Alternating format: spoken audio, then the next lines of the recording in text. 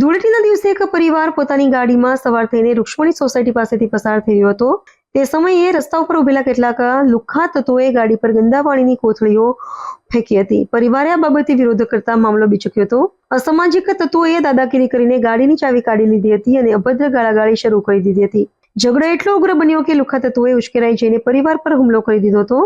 હુમલાખોરોએ હાથમાં પહેરેલ ભારે કડા અને લાકડાના ફટકાઓ વડે પરિવારના સભ્યોને બેરહેમ રીતે માર માર્યો હતો। આ દરમિયાન બચાવવા પડેલા અન્ય યુવકો અને મહિલાઓને પણ છોડવામાં આવ્યા ન હતા। કુલ 12 જેટલા મહિલા અને પુરુષોને નાની મોટી ઈજાઓ પહોંચી છે। તમામ ઈજાગ્રસ્તોને તાત્કાલિક અસરથી સુરતની સ્મીમેર હોસ્પિટલ ખાતે ખસેડવામાં આવ્યા છે।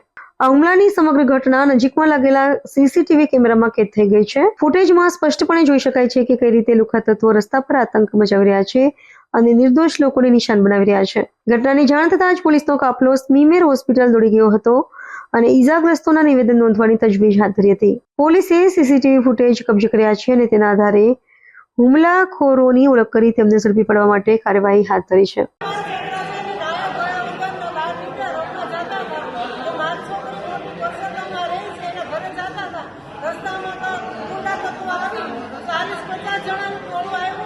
મારી વહુની છોકરાની વહુની ઓઢણી ખેંચી અને મારવા માંડ્યા છોકરાને ઢીંચેને પાટવે એવી રીતના માયરા બહુ માયરા છોકરા ગાડી ચાવી વાળી નાખીને ગાડી પાડી નાખીને છોકરાને કોઈ વસ્તુની ધ્યાન ન રહેતી એટલો બધો માયરો 10 વર્ષના છોકરાને હાથ પકડીને ઘા કરી દેવામાં આવ્યો। બૈરાઓના કપડા પણ ફાડી નાખ્યા છે। એ લોકોનું શું અદા ઈરાદો તમને નથી ખબર। એ લોકોને અમને એમ નથી ખબર કે ધૂળેટી હતી તો એના હાથમાં કલર હોવો જોઈએ ને, પણ એના હાથમાં લાકડી હતી, કેબલ વાયર હતા, ઢોલ હતી, આ પથ્થર મારો કર્યો, આ બધું શું હતું? શા માટે?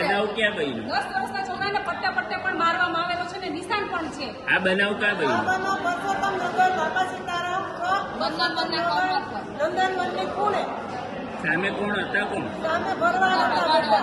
કોઈના નામ ખબર છે? એમના નામ નથી ખબર, પણ કોને અમને ખબર છે? સામે ચહેરા બધા અમે ઓળખી જશું। એમાં 2-3 ના નામ છે ખબર।